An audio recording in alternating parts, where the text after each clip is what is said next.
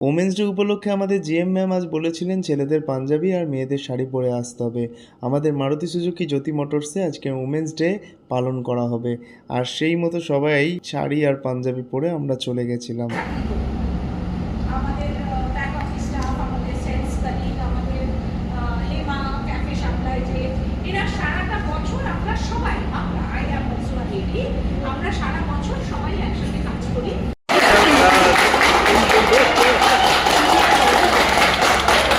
এরপর আমাদের সন্ধেটাকে এক দারুণ অপূর্ব সুন্দর বানিয়ে দিলেন আমাদের জিএম ম্যাম।